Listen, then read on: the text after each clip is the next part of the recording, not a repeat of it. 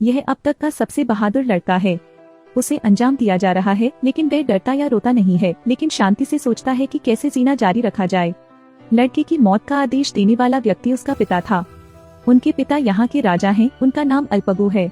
क्योंकि कुछ दिन पहले अल्पागु पर घात लगाकर हमला किया गया था, सेना का लगभग पूरी तरह से सफाया हो गया था।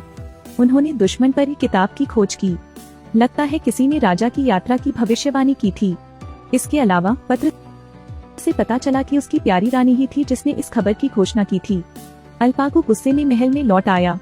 झील के किनारे रानी से मिलने के बाद लड़के ने अपने माता पिता से झगड़ा न करने के लिए कहा और अपने पिता को शांत होने और अपनी माँ की व्याख्या सुनने के लिए कहा।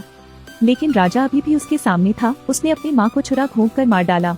लड़का सैनिकों से बचकर अपनी माँ के पास भागा, लेकिन कोई फर्क नहीं पड़ता कि वह इसे कैसे बुलाता है, उसकी माँ कभी नहीं उठती। लड़के ने अपनी माँ का बदला लेने के लिए गुस्से से अपने पिता की ओर देखा, लेकिन यह बच्चा कितना भी गुस्से में क्यों न हो, वह बदला नहीं ले सका। उसी क्षण से लड़का अपने पिता से बहुत नफरत करता था। लेकिन अल्पागु नरसंहार यही नहीं रुका। वह रानी के शव को वापस कबीले में ले आया।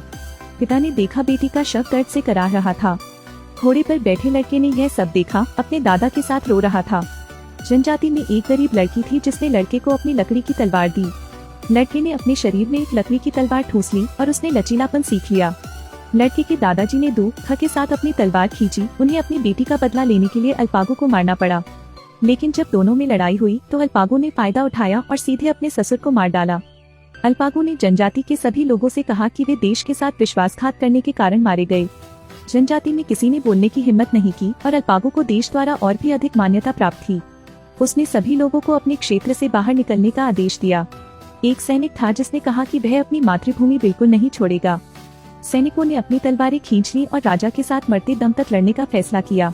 लेकिन अप्रत्याशित रूप से वह भी अल्पागु की तलवार के नीचे मर गया। और यह सिपाही लड़की का पिता है। लड़की ने अपनी लकड़ी की तलवार उठाई और अल्पागु के साथ अपनी जान जोखिम में डालना चाहती थी, लेकिन उसके बगल में जनरल ने रोक दिया। राजा ने देखा कि वह केवल एक बच्ची थी और उसने अपनी जान बख्श दी। लेकिन दूसरे जमाने की इस लड़की ने कसम खाई कि एक दिन वह अपने पिता का बदला लेने के लिए अल्पागु को अपने हाथों से मार डालेगी। अल्पागु सेना को वापस महल में ले गया। मंत्रियों ने राजा से यमन के बेटे, एक गद्दार के बेटे को मारने के लिए कहा। उन्हें डर है कि बड़े होने के बाद यमन राजा का बदला लेगा। अल्पागु के पास उसे अंजाम देने के लिए गेंदबाजी का उपयोग करने के अलावा कोई विकल्प नहीं था। सैनिकों ने यमन के गले में धनुष की डोरी डाल दी और अल्पागु ने आगे बढ़ने का आदेश दिया। इस समय बटुका ने यह महसूस करते हुए आंसू नहीं बहाए कि उसे दुनिया ने छोड़ दिया है। अचानक उसकी गर्दन मुड़ी और वह जमीन पर गिर पड़ा। बटुका एक बेवकूफ बन गया जो बात नहीं कर सका। अल्पागु ने भी उसकी वजह से अपनी जान बख्श दी। उसने सिर्फ बेवकूफ बनने का नाटक किया। 15 साल तक महल में रहा। एक समय था जब एक साधारण सैनिक भी उसके जैसे मूर्ख राजकुमार को धमकाना चाहता था। उसे क्या पता था कि वह जल्द ही एक मूर्ख के हाथों मर जाएगा। सैनिकों के एक समूह ने एक लड़की और एक बच्चे को घेर लिया, यह पूछने पर कि क्या उन्होंने 2 सिर वाले वोल्फपो नाम के एक डाकू का सामना किया था। लड़की ने जवाब में सिर हिलाया। लड़की बहुत बहादुर है, कह रही है कि वोल्फपो अमीरों को लूटने और गरीबों को देने में माहिर है। भले ही मैं मिला, मैं आपको नहीं बताऊंगा।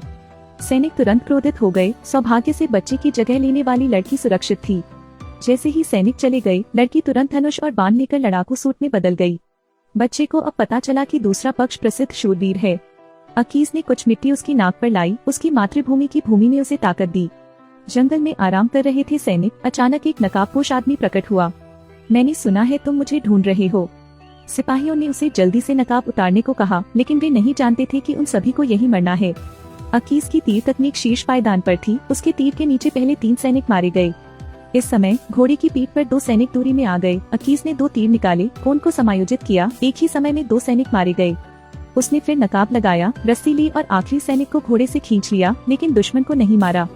अकीज ने प्रतिद्वंदी से कहा कि वह राजा को बताए, 2 सिर वाला वोल्फपो बेजोड़ है। सैनिक लौट आए और अल्पागु से बात की। अल्पागु क्रोधित था। उसकी सेना पर आरोप लगाना बेकार था। वोल्फपो को पकड़ने के लिए केवल अपने सबसे मजबूत बेटे को भेजना पड़ा।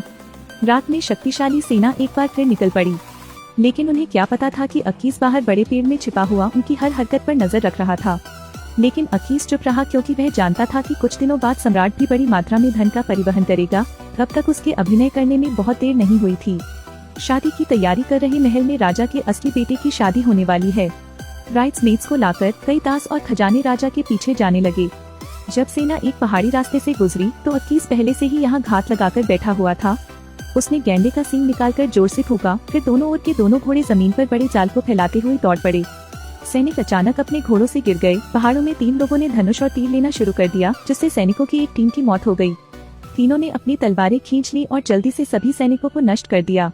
अक्कीस दासों को एक सुरक्षित स्थान पर ले गया, फिर उन्हें रिहा कर दिया और उन्हें वह खजाना दिया जो उसने चुराया था। अज्ञानी राजा हमेशा पीछे चलता था, अपनी सेना को धीरे धीरे सड़क पर ले जाता था। अक्कीस ने उसके सामने संदूक खोल दिया, अंदर सभी सोने के सिक्के और खजाने थे। दासों ने फूलों को देखा। अक्कीस बहुत उदार था, दासों को सब कुछ दे रहा था, उन्हें उनकी स्वतंत्रता वापस दे रहा था, उन्हें जाने दे रहा था। लेकिन अक्कीस के खुश होने से पहले अल्पागू की सेना आ गई। यह पता चला कि सेना ने छापा मारा था। अल्पागू को बहुत गुस्सा आया। उसने मौके पर ही कैंप लगाने का फैसला किया। आज चाहे यह कितना भी कठिन क्यों न हो, हमें बोलफपो को अवश्य खोजना चाहिए। टेगिन ने पहाड़ की चोटी पर डेरा डालने का सुझाव दिया। जिन ने कहा कि पहाड़ के पीछे एक नदी है जहां तंबू लगाना ज्यादा सुरक्षित होगा। राजा ने जिन के सुझाव पर ध्यान दिया, लेकिन यह अक्कीस की योजना के अनुरूप था। अक्कीस चुपचाप झील के दूसरी ओर चला गया, यह देखकर कि अल्पागू दूर नहीं है। एक कोंडोर देवी के रूप में उसने बदला लेने के लिए इस अवसर का लाभ उठाया।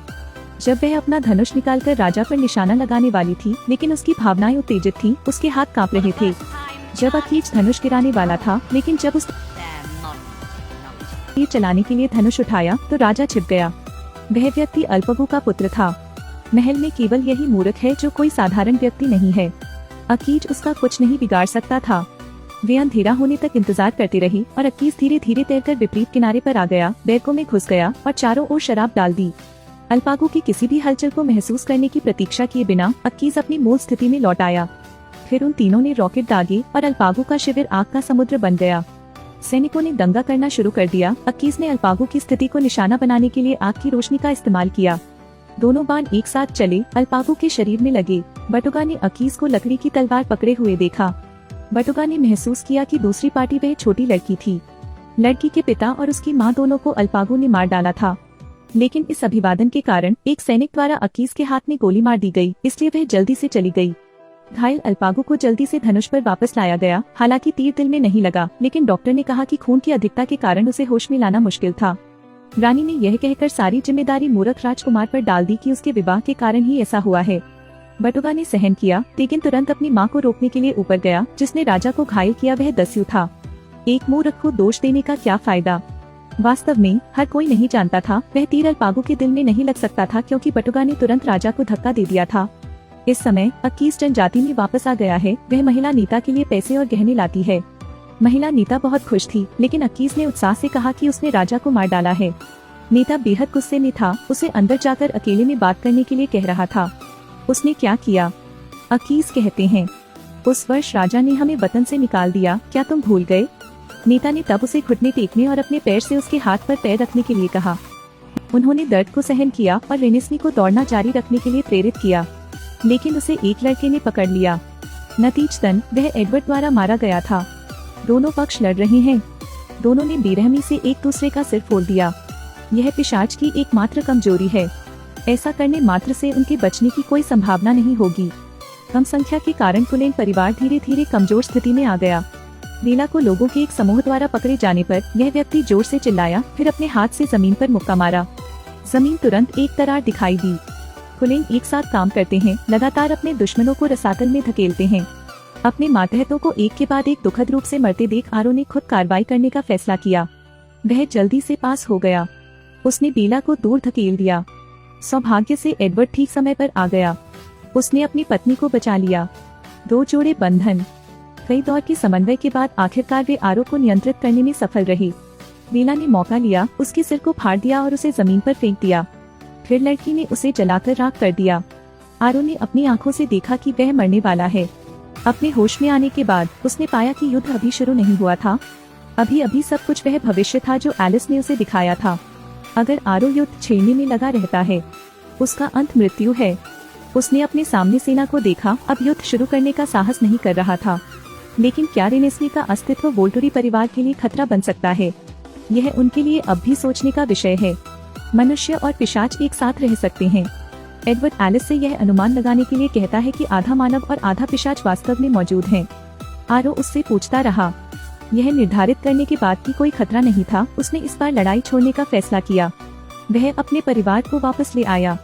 फिल्म के अंत में कुलेन परिवार इसी जगह खुशी से रहता है और रेनिस्नी का भावी जीवन भी जैकब द्वारा संरक्षित किया जाएगा।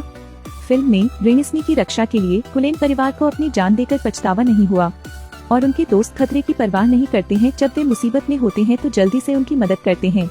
यह जानने के बाद कि रेनिस्नी राक्षस नहीं है, आरो भी अपने अनजाने में की गई क्रूरता का त्याग करता है। चूकने से बेहतर है गलती से मार देना। हालांकि वह अपने अधीनस्थों को वापस ले आया। बेला का बीते 4 साल का सफर कई खतरों से गुजरा है। आखिरकार लड़की को हैप्पी एंडिंग मिल ही गई। वीडियो यहीं समाप्त होता है। धन्यवाद और फिर मिलते हैं।